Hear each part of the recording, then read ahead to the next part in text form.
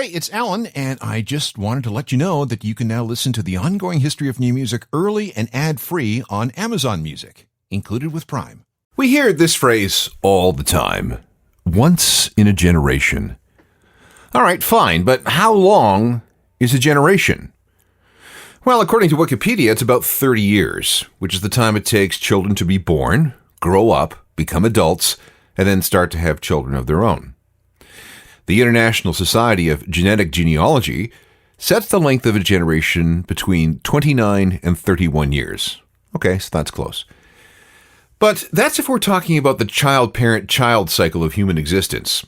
We can also use the word generation to describe other cycles, like the cycles we see in music. So let's try to do that. We all go through a period of coming of age with music.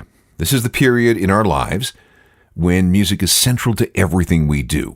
We use music to figure out who we are. We use it to bond with other like-minded people. And we use music to project our identity to the world. We use it to say, this is who I am. That period, and I am generalizing here, begins when we enter high school and ends when we get around to becoming adults. So that's roughly 10 years, ages 14 to 24, plus or minus a couple of years. If we consider that 10-year period to be a generation in music, the cycles will repeat much faster than the standard genealogical definition of generation. Extrapolating this reasoning, and as dodgy as this might seem to some, it's no surprise that we experience periodic revivals in music as we age into, through, and out of that musical sweet spot in our lives. So how long are these cycles? Well, using the rules I just described, we should experience revivals every 10 to 12 years-ish. Which brings me to emo. When can we expect a revival in that area? This is Chapter 3 of a series entitled Alt-Rock Revivals. This is the Ongoing History of New Music podcast with Alan Cross.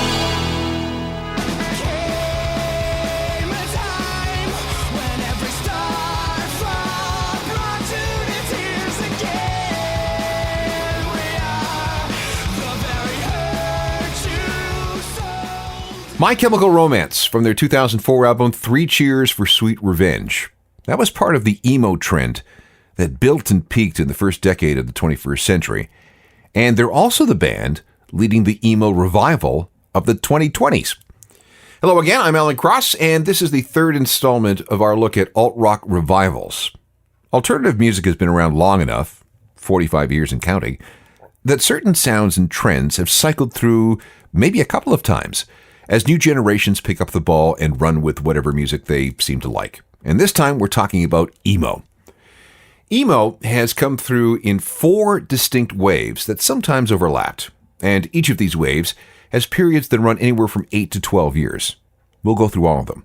And again, if we're going to understand what's happening today, we have to review what happened back in the beginning, which was about 1984, and then went through to about 1994.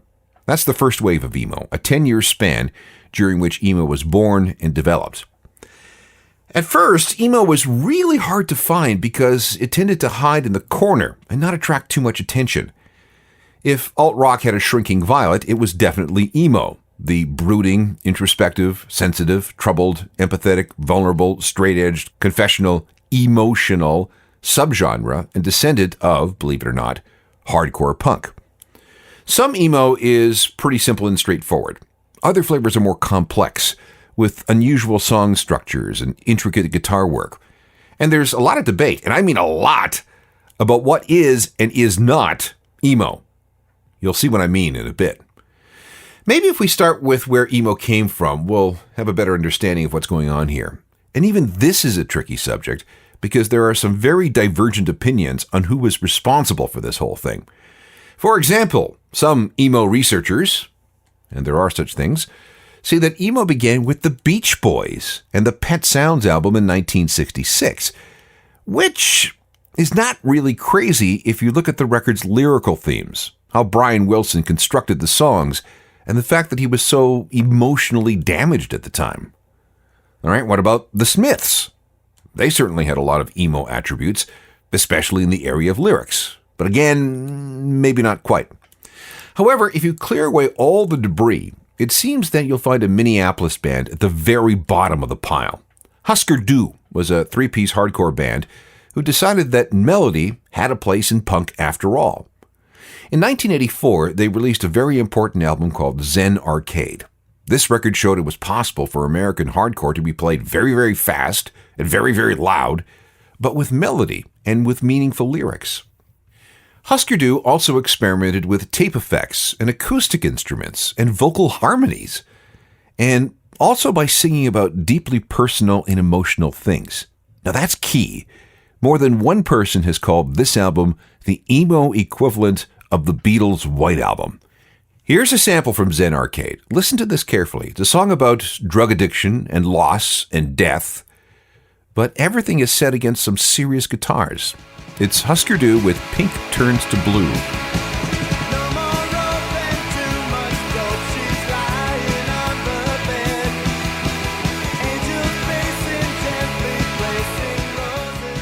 Hey, you see what I mean? There are a lot of emo elements in that track from 1984, even though the concept of emo had yet to be born. Husker Du showed that you could be hardcore and sensitive at the same time without being a wimp. But before we declare Minneapolis to be the birthplace of emo, we need to give all kinds of credit to a scene in Washington, D.C. that emerged in the middle 1980s. And this is where we encounter a hardcore band called Rites of Spring. They played very loud, but not always as fast as their peers. And they didn't want to have anything to do with the violence that plagues some hardcore shows. And instead of going on about the same political and social themes, Rites of Spring chose to get very personal with their lyrics. Depression, bitter romanticism, nostalgia for better times. And, as with Husker Du, the guitars were a little more melodic than everyone else. It's probably easier if I just played you something. This is a track from 1985. It's a self-titled record, which is considered by many emo scholars to be the first true emo record. This is For Want Of. If there's nothing here, then it's probably mine. Well, my turn to see. If there's nothing here, it'll always be mine. Rites of Spring from 1985, produced by their roadie, a guy by the name of Ian MacKaye. He is our next important character. Ian was inspired to leave his hardcore band called Minor Threat to form a proto-emo group called Embrace. They became part of what is now remembered as the Revolution Summer, when DC hardcore bands tried to break out of the dogma that had limited what hardcore could be. The guitars were loud, but there was less riffing and more strumming. Favored guitars were Gibson Les Pauls or SGs, played through Marshall tube amps. No transistors allowed. Embrace also featured Rites of Spring singer Guy Piccoito. They sounded like this. Here's a track called Give Me Back.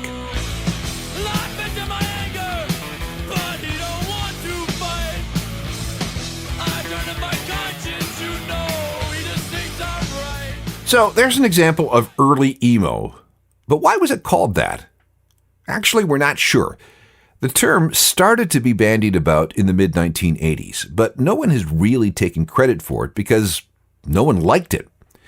The original term was emo-core, which was almost universally despised by all practitioners of this music, except a group called Verbal Assault, who were only too happy to call themselves emo-core. Then there was a photographer who went by the name of Al Flipside, who apparently liked the term. And since humans need to organize and classify music just to keep track of everything, the name emo began to stick. When Embrace broke up, Ian MacKaye went on to form Fugazi, a band that was all about raw emotion. Not only has this band made some great and intelligent post-hardcore music, their sense of ethics was so strong that they basically set the standard for all of rock. They were completely anti-commercial. They played only all-ages shows. They owned their own label and issued CDs at prices just above cost. They kept their concert ticket prices as low as possible. They were into social and community activism. And in the process, Fugazi became the ultimate emo band. Here's some early Fugazi. This is from their 1988 self-titled debut EP. It's called Waiting Room.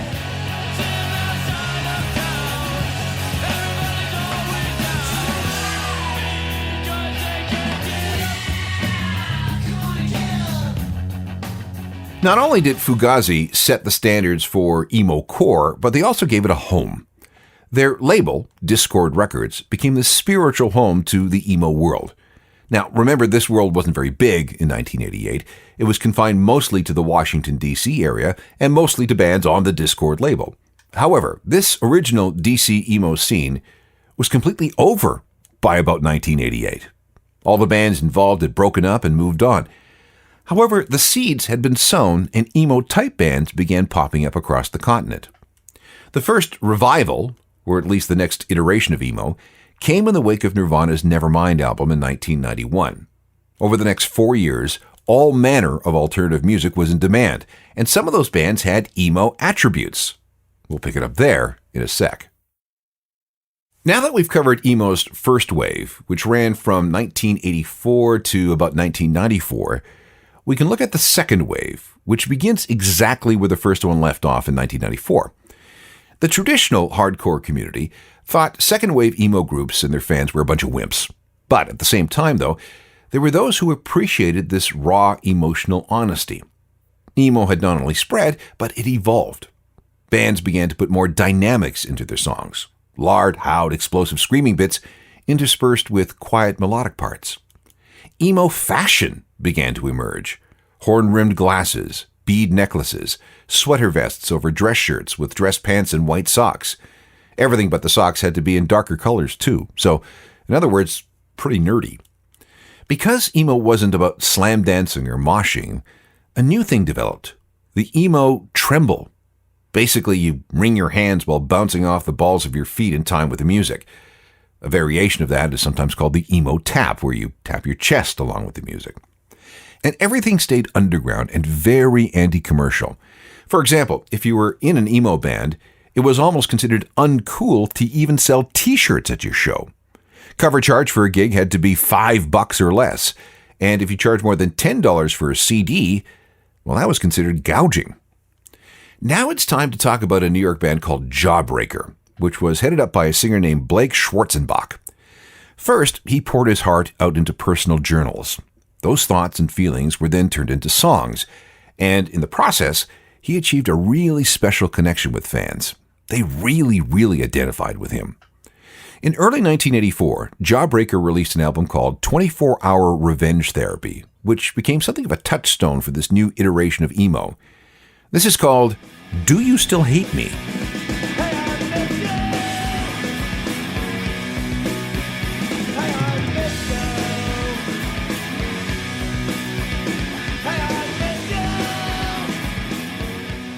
Emo continued to spread throughout the 90s, and one LA band that got tagged with the emo label was Weezer, and you can see why. I mean, they were nerdy and they were geeky. Singer Rivers Cuomo was a fan of highly confessional lyrics, expressing fear and bitterness and confusion. The guitars were sometimes big and loud, and there was more than a little punk rock to their sound than grunge. Taking everything we've learned about the origins and philosophies and dogma of emo so far, listen to this song from the Blue album using those parameters, and I think you'll see what I mean.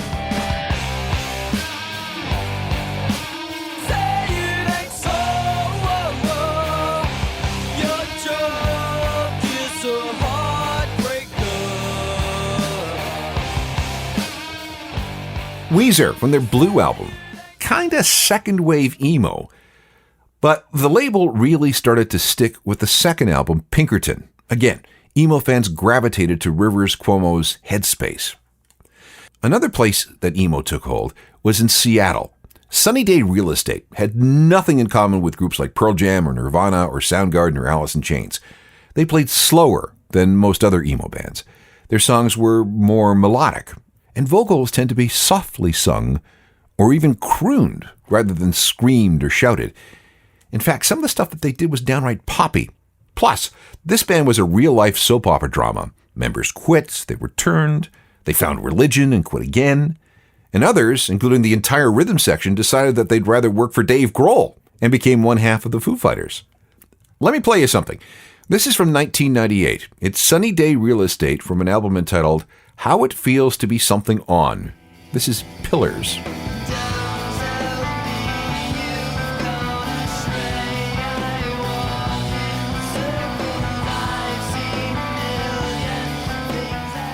By the end of the 1990s, emo came in all sorts of different colors and shapes. Sure, there was traditional emo. Fugazi made sure they kept that alive. But more bands were using catchy guitar hooks instead of the drony strumming. While a lot of arrangements still had that loud, soft dynamic, vocals started to become a little less screamy. Lyrics were still very emotional, but not quite as dire. Some had moved up the scale from depressed to merely somewhat melancholy. And hey, some songs actually sounded downright happy. All this contributed to a situation where emo was more accessible, more palatable to more people. And this leads us to the third wave, peak emo in the early 2000s. That's next. This is part 3 of our look at alt-rock revivals. And as we've seen, emo is slightly different than the punk and ska revivals in that it has come at us in different waves instead of going into full-on hibernation for a while and then coming back. Third wave emo begins in 2000 and recedes starting in about 2008 and moved into the background again as of around 2010. This is when things not only began to blow up in the mainstream, but also splinter into a million different variations, something that really annoyed the purists. Forgive them if they screamed, "That's not emo," about a bunch of acts that were being labeled emo. There was, in short, a crossover between proper emo, if you'll allow me to use that term, and emo-like bands, who were probably best classified as punk, pop-punk, post-hardcore, and metalcore. There was a lot of fragmentation. Emo pop, screamo bands, just a couple of examples. And not all third-wave emo bands were brand new. Some had been around for years. It was only in the early 2000s that they came of age and started making an impact beyond a small scene. The one thing just about all these third-wave emo bands had in common was that they lived in an era where commercial success wasn't impossible. Major labels were interested, very interested, in turning emo into the next grunge. Radio was interested and was playing a lot of emo-ish music. Emo records from bands like New Found Glory, Fall Out Boy, Panic at the Disco, Taking Back Sunday, All American Rejects, Simple Plan, and Alexis on Fire all rocketed into the top 10 on the album charts. The Warped Tour went emo heavy for a while, and there were chances to tour with more established artists. For example, Saves the Day, definitely an emo band, toured with not just fellow travelers Weezer, but also Green Day and Blink-182. And Dashboard Confessional opened for U2. Fans loved it. There was something hugely cathartic about being able to scream your pain and fear with hundreds or even thousands of people at a show. And then there were bands like Jimmy Eat World. They have emo credentials, but they also had songs like, well, this. It just takes some time, little girl, in a little out the ride. Everything'll be just fine. Everything'll be alright. Thanks to songs like that, third wave emo was huge. But things also got dark. Some bands dipped into writing lyrics that contained violent imagery, talk of self-harm like cutting, and more than a few hateful stabs at doing harm to women. This became a real problem later when fans and bands looked back at some of the music and said, what were we thinking? There was a lot of emo for everyone between 2000 and 2010. But you know how music works, right? After a while, it was just too much. Things grew stale, the fans grew up and grew away. They weren't nearly as depressed. Younger fans, now in their coming-of-age years, wanted something different. And for them, that was pop, K-pop specifically, and hip-hop. So interest waned. This brings us to the fourth wave of emo. Before this period began, many emo bands had broken up. Alexis on Fire, My Chemical Romance, Thursday. Others moved on to other sounds and styles. Think Panic at the Disco and Fall Out Boy and Paramore. But emo never really went away. As third wave emo was falling apart between 2008 and 2010, the fourth wave was beginning. However, for most of the 2010s, this wave stayed mostly underground and regional, but it was kept alive by bands like Modern Baseball, Basement, Touche Amour, Into Over It, The Hotelier, Pianos Become Teeth, Just Friends, and, my favorite, The World is a Beautiful Place and I Am No Longer Afraid to Die, which could be the most emo band name ever.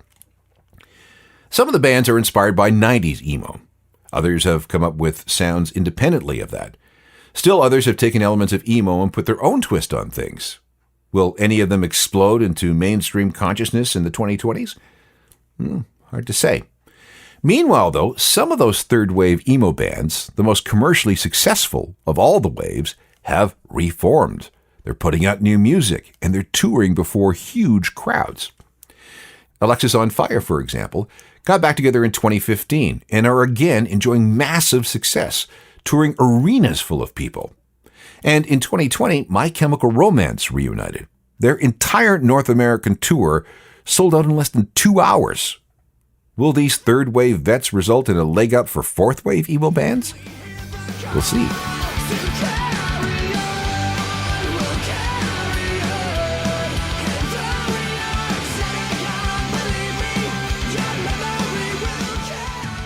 On the next chapter of alt-rock revivals, we're going to look at the constant rising and falling of garage rock.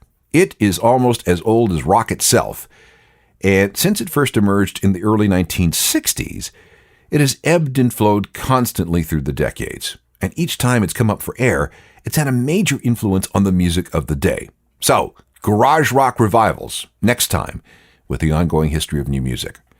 Don't forget that if you miss a program, you can always catch up via the podcasts. There are hundreds available through Apple Podcasts, Spotify, and every other podcast distribution platform you care to mention. Please rate, review, and share if you get a chance. I have a website that's loaded with all sorts of music information and recommendations, including playlists for all these programs. It's called ajournalofmusicalthings.com, and it's updated every single day. To keep up, there's a daily newsletter that's free to everyone. I can also be found on Twitter, Facebook, and Instagram, and all emails sent to alan@alancross.ca will be answered. Technical productions by Rob Johnston. We'll talk to you next time. I'm Alan Cross.